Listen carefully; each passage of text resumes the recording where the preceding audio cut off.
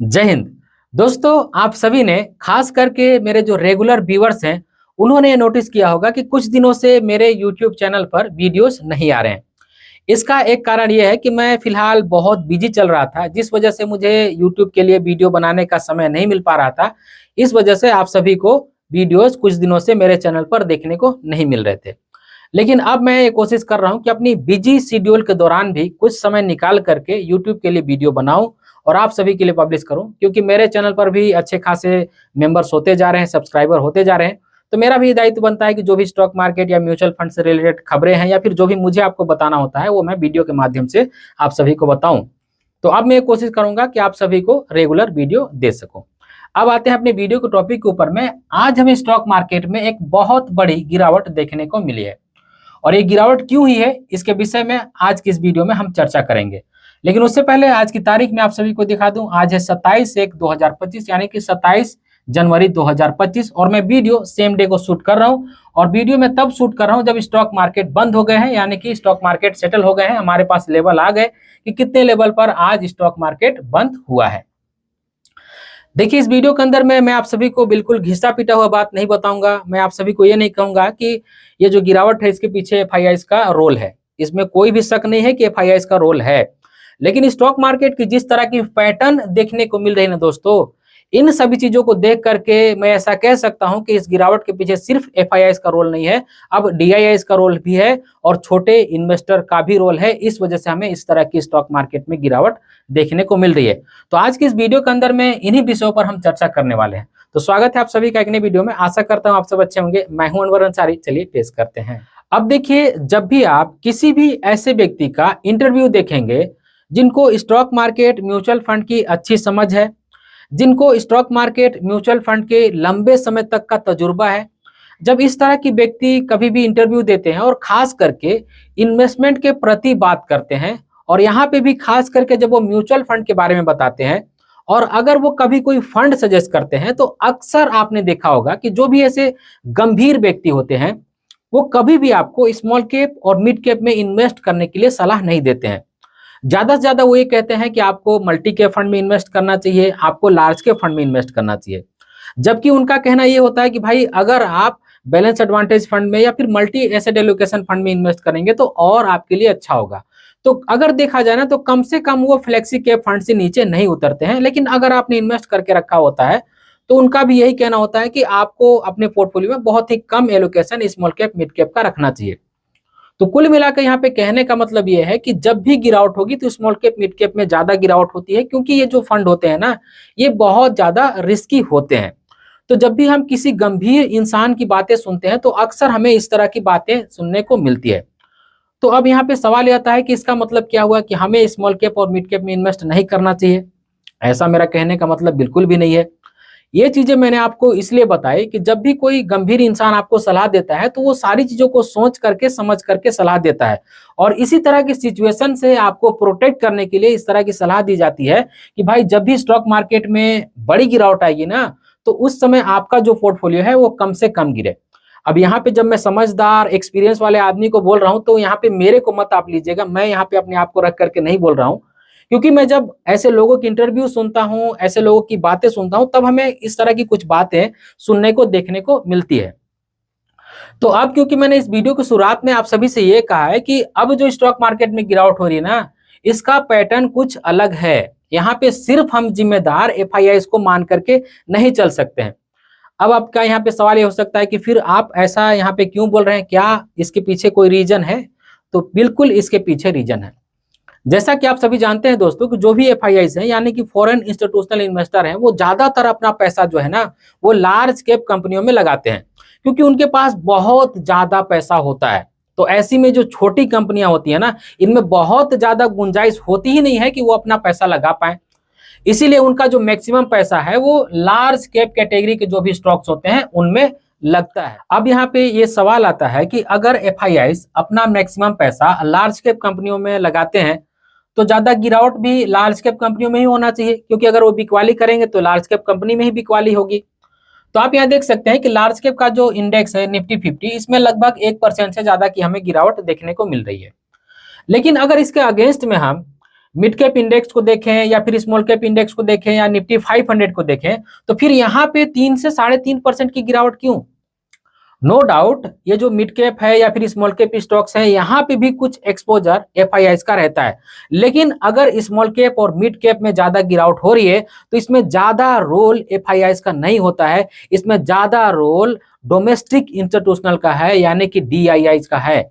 वही जब बेचते हैं तो हमें इस तरह की गिरावट देखने को मिलती है। अब इस गिरावट का कारण क्या है? तो मेरे ख्याल से इस गिरावट के 3 कारण है। एक तो ये कि अभी बजट पेश होना है, ये एक मुख्य कारण है। और दूसरा कारण ये है कि अभी कुछ समय पहले तक जब स्टॉक मार्केट सही सही चल रहा था, लगभग साल भर पहले तक, तो लोग ऐसी मन में कामना रखते थे, ईश्वर से प्रार्थना रखते थे कि हे ईश्वर, स्टॉक मार्केट में गिरावट हो और हमें पैसे लगाने का मौका मिले और हम अपना पैसा लगाएं। ऐसे लोगों ने अपने मन में कामना रखी और ईश्वर ने उनकी कामना पूरी भी कर दी। लेकिन अब जब स्टॉक मार्केट गिर रहा है ना, तो ऐसे ही लोग अपना होल्डिंग बेच करके भाग रहे हैं। सस्ते रेटों पर पैसा लगाना क्या, वो तो उल्टा अपना पैसा यहां से निकाल करके भाग रहे हैं। क्योंकि दोस्तों, असलियत में और कामना रखने में इन दोनों में फर्क होता है। हम सोचते जरूर हैं कि स्टॉक मार्केट में जब गिरावट हो तब हम पैसा लगाएंगे, लेकिन जब असलियत में हमें गिरावट देखने को मिल जाती है तो इस समय अच्छों की हिम्मत जो है वो जवाब दे जाती है। तो कुछ इस तरह की सिचुएशन हमें देखने को मिल रही है। तो मैंने दूसरे कारण के बारे में जिक्र किया कि बहुत सारे ऐसे लोग थे जो अवसर का इंतजार कर रहे थे, ये अपने मन में कामना रखते थे कि स्टॉक मार्केट में गिरावट हो और हम अपना पैसा लगाएं। लेकिन जब वास्तव में स्टॉक मार्केट में गिरावट होती है तो अच्छे अच्छे लोगों की हालत खराब हो जाती है। अब तीसरा जो कारण है मेरे ख्याल से वो ये है कि यूट्यूब कम्युनिटी पर एक ट्रेंड चल रही है जिसमें हम अक्सर यही देखते हैं कि ज्यादातर जो फंड का सिलेक्शन होता है वो रिटर्न के बेस पर होता है, यानी कि पास्ट रिटर्न के बेस पर होता है। देखिए, जब भी हम किसी भी फंड का सिलेक्शन पास्ट रिटर्न के बेस पर करेंगे या फिर सबसे ज्यादा रिटर्न देने वाला फंड देखेंगे, तो हमें अक्सर 2 कैटेगरी के फंड देखने को मिलेंगे। एक सेक्टोरल थीमेटिक फंड और दूसरा स्मॉल कैप या फिर मिड कैप फंड। और ये जो दोनों ही कैटेगरी के फंड है ये बहुत ही ज्यादा एक्सट्रीमली रिस्की होते हैं।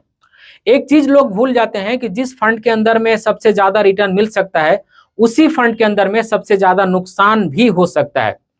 क्योंकि ऐसे जो स्टॉक्स होते हैं जो बहुत ज्यादा रिस्की स्टॉक्स होते हैं उन्हीं में हमें सबसे ज्यादा रिटर्न मिलता है, यानी कि रिस्क के अगेंस्ट में रिटर्न मिलता है। तो हम ये भूल जाते हैं कि हमने रिटर्न तो देखा है बहुत ज्यादा, लेकिन उसी अनुपात में रिस्क भी है बहुत ज्यादा, क्योंकि जब वो गिरेगा तो बहुत ज्यादा गिर भी जाएगा। लेकिन हमने देखा है कि पास्ट का रिटर्न, और हमने सपना सजोया कि भाई हम इस फंड में इन्वेस्ट कर देंगे, मुझे 50% और 100% का सालाना रिटर्न मिल जाएगा। लेकिन जब स्टॉक मार्केट गिरता है तो देखने को क्या मिलता है कि 20-30% का तो हमारा फंड माइनस में चला गया। और इन्हीं सारी चीजों को देख करके हड़बड़ा करके अब जो लोग बेच रहे हैं, इसी वजह से हमें इस तरह का ट्रेंड देखने को मिल रहा है। अगर एफआईआईज डीआईएस की बराबर से बिकवाली रहेगी या फिर बराबर से खरीदारी रहेगी तो यकीन मानिए दोस्तों कि जो इंडेक्स है इनमें कमोबेश एक ही तरह के आपको गिरावट या फिर खरीदारी देखने को मिलेंगे। लेकिन जब आप इस तरह का ट्रेंड देखते हैं ना कि लार्ज कैप इंडेक्स में थोड़ा सा कम बिकवाली, मिड कैप में और स्मॉल कैप में, माइक्रो कैप में ज्यादा बिकवाली देखने को मिल रही है, तो इसका मतलब ये है, जो मुझे अंदाजा है, कि यहाँ पे फिर डीआईआईज यानी कि डोमेस्टिक इंस्टीट्यूशनल इन्वेस्टर यानी कि घरेलू लोग, रिटेल इन्वेस्टर बेच रहे हैं। वो कारण कुछ भी हो सकता है, वो डर गए हो या घबरा गए हो या फिर उन्होंने कुछ सोचकर इन्वेस्ट किया वो पूरा नहीं हो रहा हो, कारण कुछ भी हो रहा हो, इसके पीछे कारण होते हैं डीआईआईज यानी कि डोमेस्टिक इन्वेस्टर, जैसा मेरा अंदाजा लगता है। तो इस कारण से कुछ हमें स्टॉक मार्केट में गिरावट देखने को मिल रही है। तो अब इन सारी सिचुएशन को देख करके ना मैं एक बात कहना चाहता हूं दोस्तों, कि इसीलिए मैं भी अपनी अधिकतर वीडियो में आप सभी को कहता हूं कि आप एक डाइवर्सिफाइड पोर्टफोलियो बनाइए। हर चीज को ध्यान में रख करके ही आपको एक पोर्टफोलियो बनाना चाहिए। सिर्फ बेतहासा रिटर्न के पीछे आप भागेंगे तो आपको कभी ना कभी डीमोटिवेट होना पड़ सकता है। इस तरह की सिचुएशन में जिनके पोर्टफोलियो में ज्यादातर पैसा स्मॉल कैप या मिड कैप कैटेगरी के फंड में लगा होगा, उनके पोर्टफोलियो का आप अंदाजा लगा सकते हैं कि किस तरह का उनको रिटर्न या फिर गिरावट देखने को मिल रहा होगा। तो अगर आप रिस्की पोर्टफोलियो बहुत ज्यादा बनाते हैं, अगर आप एग्रेसिव इन्वेस्टर हैं जो रिस्क के बारे में अच्छे से जानते समझते हैं, तो मैं ऐसे लोगों को मना नहीं करता हूं। लेकिन जो नॉर्मल इन्वेस्टर हैं उनको हमेशा एक डाइवर्सिफाइड पोर्टफोलियो बनाना चाहिए, जो पोर्टफोलियो इस तरह की सिचुएशन से भी बहुत हद तक लड़ सके। अगर मार्केट बहुत ज्यादा गिर रहा है तो खैर किसी भी तरह का पोर्टफोलियो बनाएंगे तो गिरेगा जरूर, लेकिन थोड़ा सा इस गिरावट के अनुपात में कम गिरेगा। तो आपको डर या फिर घबराहट भी कम लगेगा। तो कुछ इस तरह का पोर्टफोलियो हमें बनाना चाहिए। लेकिन अगर आपको पोर्टफोलियो बनाने की समझ नहीं है, आप स्टॉक मार्केट, म्यूचुअल फंड के बारे में ज़्यादा जानते नहीं हैं, तो आप इस कॉन्टैक्ट पर कॉन्टैक्ट करके मुझसे कॉन्टैक्ट कर सकते हैं और मेरे से पोर्टफोलियो बना सकते हैं, या फिर अपनी जो पोर्टफोलियो है, एग्जिस्टिंग पोर्टफोलियो, उसको भी आप रीबैलेंस करा सकते हैं। इसके लिए आपको बहुत ही नॉमिनल चार्जेस देने पड़ते हैं। आप यकीन मानिए दोस्तों, बहुत ही नॉमिनल चार्जेस मैंने रखा है ताकि हर कोई इसको अफोर्ड कर सके। मेरा कोई अनाप शनाप चार्जेस नहीं होता है। मेरा बस उद्देश्य इतना होता है कि हर कोई इन्वेस्ट करे और निश्चिंत होकर इन्वेस्ट करे। उनकी जो भी पोर्टफोलियो रहे वो अच्छी पोर्टफोलियो रहे, जिससे उनका जो गोल इंटैक्ट है वो उनका पूरा हो। इस उद्देश्य के साथ में मैं ये काम कर रहा हूँ। तो इस वीडियो में बस इतना ही दोस्तों। मैंने सोचा कि आज जो स्टॉक मार्केट में हमें गिरावट देखने को मिल रही है और जिस तरह का ट्रेंड हमें देखने को मिल रही है, इसके बारे में आप सभी से डिस्कशन करूं, वही मैंने आज की इस वीडियो में किया है। तो आज की इस वीडियो में बस इतना ही। उम्मीद करता हूं आज की वीडियो आप सभी को अच्छी लगी होगी। अगर आज की वीडियो आप सभी को अच्छी लगी है तो इस वीडियो को एक लाइक जरूर कर दीजिएगा और इसी तरह की वीडियो देखने के लिए चैनल को सब्सक्राइब कर लीजिएगा और इस वीडियो को अपने फ्रेंड और फैमिली के बीच जरूर से शेयर कीजिएगा ताकि वो भी अवेयर हो जाए। इस वीडियो के आखिर में बस मैं आपसे इतना ही कहना चाहता हूँ कि अपना और अपने फैमिली का बहुत ख्याल रखिएगा। मैं मिलूंगा इसी तरह के किसी और वीडियो में, तब तक के लिए बाय।